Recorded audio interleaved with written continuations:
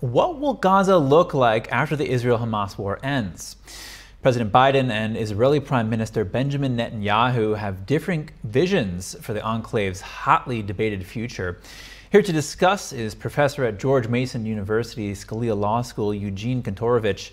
Thank you for joining us, Yog'in. Outline what President Biden is calling for after this war is over.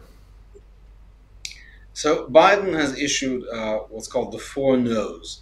He said that after the war, there can be no occupation of Gaza by Israeli troops, unlike the U.S. presence in Afghanistan, Iraq, Germany, after American wars there.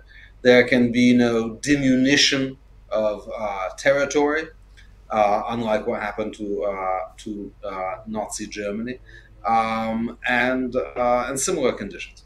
But there's another implicit condition, which I wrote about in yesterday's Wall Street Journal. The Gaza that Biden envisions will be completely free of Jews. As we know, the Hamas government hates Jews and does not tolerate them living there.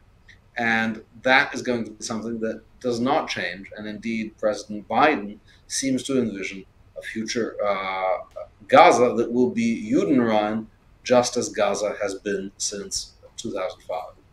Now, that is not something that we should take as axiomatic or obvious, right? You might think, well, how could Jews live in Gaza? Hamas just invaded Israel and killed over 1,000 people. Hamas is determined to kill all the Jews in the world.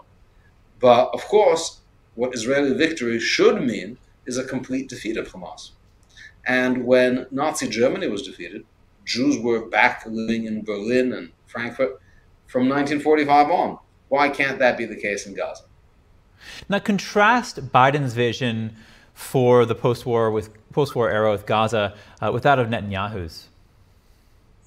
So the Israeli government has not spelled out their vision in great detail, which is understandable because they're in the middle of fighting a war.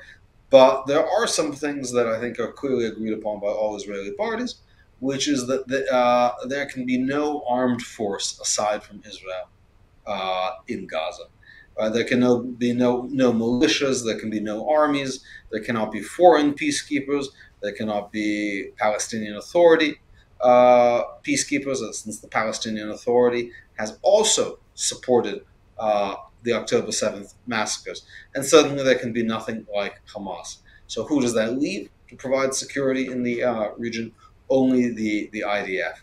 And the IDF is going to have to be a presence of some sort, either bigger or smaller, in Gaza for the foreseeable future, much like the Allies were in Germany for decades after World War II and the United States and Afghanistan. And we see from Afghanistan what happens when Western troops leave. America and its allies were in Afghanistan for 20 years. They created a democratic government, and the moment those troops left, Taliban took over.